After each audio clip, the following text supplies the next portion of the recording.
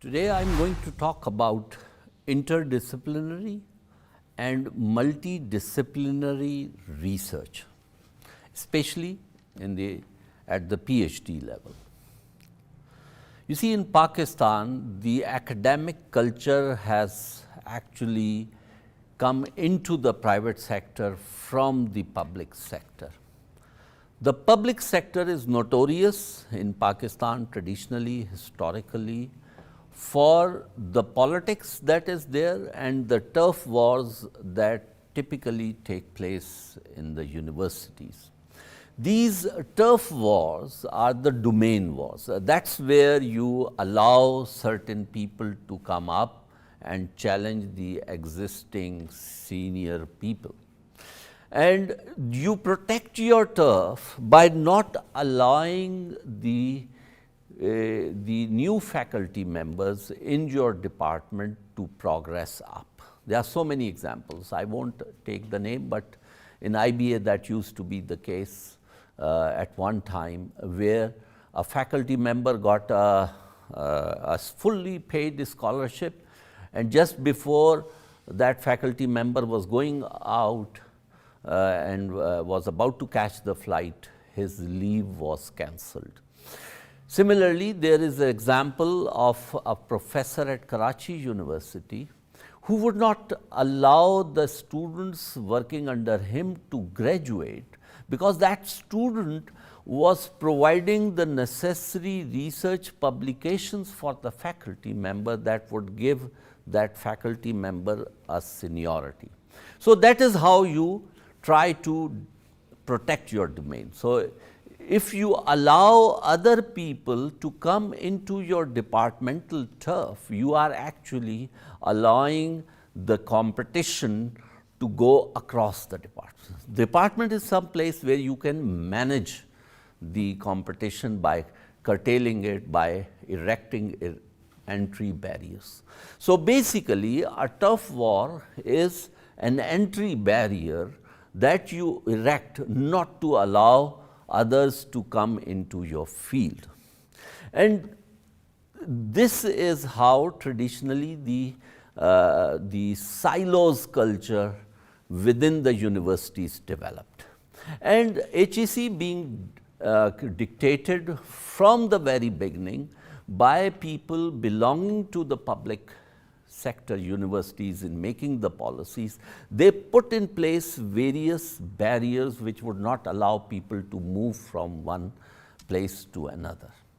And this actually was done to protect their positions.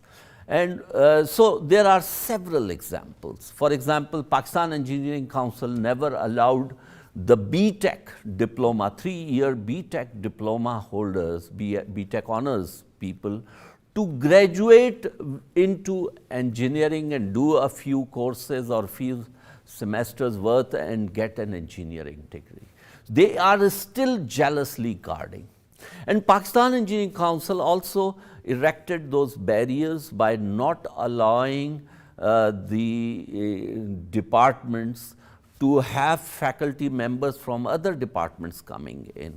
And I have a separate video on this. But here I am going to talk about multidisciplinary research, which typically happens at the boundary of the fields. So, you can actually move from one field to another and from there to the third field. And people who can do this kind of multidisciplinary research, that is getting ideas from one field and cultivating them into another field and letting them grow over there and moving across the fields. And today, in this fast changing world of technology and research, it is interdisciplinary and multidisciplinary research that is the source of phenomenal numbers of new discoveries that are happening every day. So, for example, the convergence that we saw. So, the hitherto film industry merging with the television industry merging with the telephony industry, and all of three of them then merging with the mobile industry, and now we have this fascinating device where all of these technologies and previously thought about separate fields converging together, and even social media is over here also. In this context, I would like to tell you about my PhD supervisor, James C. Brown. He died in 2018, and I was his student from 1990 to 1994. He gave me a research assistantship on which I was there from beginning of 1990 to till the end of 94, which is about 5 years. And there are so many things. I will be doing a separate blog on some of the things, but here I would like to point out his multidisciplinary character. So basically, he was in 1950s graduate of a PhD in physics. And from physics, he moved to applied physics, and from applied physics to the emerging fields of electrical and computer engineering, and from there electrical and computer engineering to the emerging field of computer science. And when I was there, he was a professor of computer science, and he was simultaneously a professor in a recognized professor in the electrical and computer engineering. He was also a recognized professor of the physics department, of the mathematics department, of the aerospace department. And in 2002, he was awarded a special prize of University of Texas at Austin Career Research Excellence Award for maintaining a superior research across multiple fields over more than 45 years of research association with the university. He was the one who established computer science. So thinking about a physics person establishing a computer science. And there are so many examples where we used to think that, okay, he's a computer science professor, and in some discussion it would churn out. So once we had a research group, and we were talking about the performance issues. And one of the postdoc, a person who had done his PhD under him, Ravi Rao, mentioned that I don't think so there is anyone over here who is a specialist in performance research. So typically, Dr. J.C. Brown would be nibbling his nails during that meeting on those stipulated times, and he looked very quizzingly, and his typical smile and intelligence, and you can see this in this picture which I would be showing to you. He mentioned that, my dear Ravi, you know, I was doing supervising several PhD researchers 20 years ago in precisely the area that you are saying that none of us over here know about.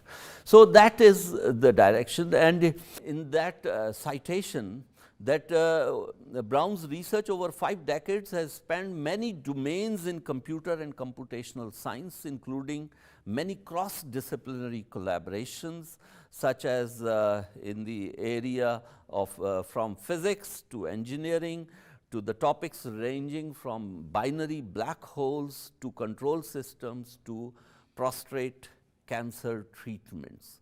And he had associations from electrical and computer engineering department, computer science department, aerospace department, economics, and other departments also. And so when I joined that program, I was in the computationally oriented display environments research group, and he also had his own business. It was a simulation company that he had founded, and he would be in his office at 7 and would leave at 3. And typically my meeting time with him would be while he was coming in at 7 or while he was going out after completing his program. And he was among the largest grant getters for the university. So most of his time it was he spent in developing research proposals, sending them to various funding agencies and gathering those grants, and then having different research groups. So the computer science research group was one, and then there was the aerospace research groups. There was also an economics research group that he was also heading. And so there were so many areas that can be seen that he was had a fellow status in 5 different professional societies across several areas, including Association for Computing Machinery, ACM, which is the apex body of the computer science, the American Physical Society, the American Association for the Advancement of Science, and the Institute for Constructive Capitalism. So that's how the research environments over there prosper. So it's not like the silos that we have here. So if we want innovation, if we want creativity, if we want new breakthroughs, the breakthroughs are going to come when you look at a problem from a perspective different from the traditional way of looking at that problem. It is the new inside you that you bring in. You may bring in from different fields, and this is how you nurture.